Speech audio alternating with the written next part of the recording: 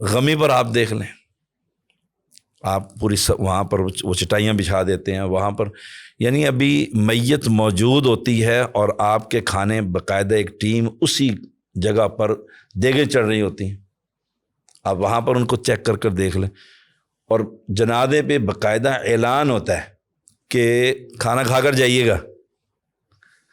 اور ابن ابی شیبہ کی روایت ہے، صحابہ فرماتے ہیں کہ ہم میت کے گھر کھانا کھانے کو نوحہ تصور کرتے تھے، اور نوحہ کرنے والی کو گندک کا لباس پہنایا جائے گا۔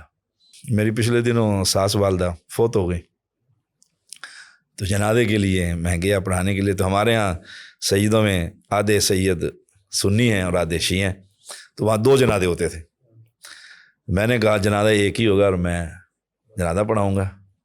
انہوں نے کہا ہمارا زیدی پڑھائے گا، ہم پڑھیں گے۔ تشیع کہنے لگے ہم ان کے پیچھے پڑھیں گے۔ ٹھیک ہے، ہم نے جنازہ جہری پڑھایا، تو میری عادت ہوتی ہے کہ میں ہر جنازہ بھی جہری پڑھاتا ہوں، تاکہ یہ دعوت ہے، ایک دعوت ہے، اور اس میں بڑے ہمارے لوگ توحید پرست بنے۔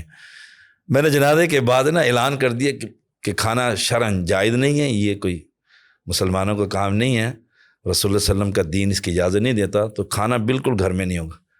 شام تک ہمارے لوگ جو بیٹھے ہوئے تھے، وارث ورثاء ان کے بیٹے، ایک آدمی بھی ملاقات کے لیے نہیں آیا کہ دعائے خیر کرائیں، سب وہیں جنازے سے چلے گئے، کہتے جی کھانا ہی نہیں ہے تو کیا کرنا جا کے وہاں پر۔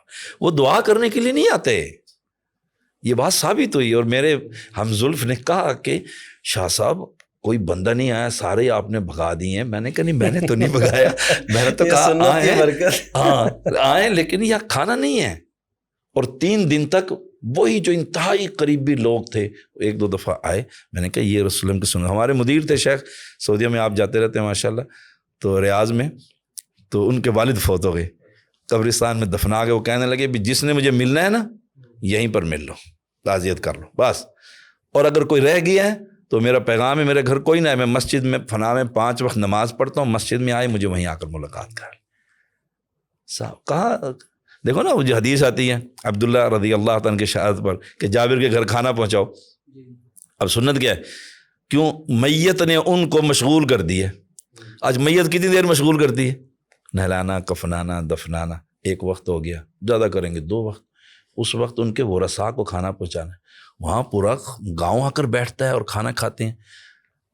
ہم تو مسلمان بالکل نام کے رہ گئے ہیں۔ میرا پیغام یہ ہے کہ خوشی ہو، غمی ہو، پیدائش ہو، موت ہو، ہر وقت رسول اللہ صلی اللہ علیہ وسلم کی دین سے پوچھنا چاہیے۔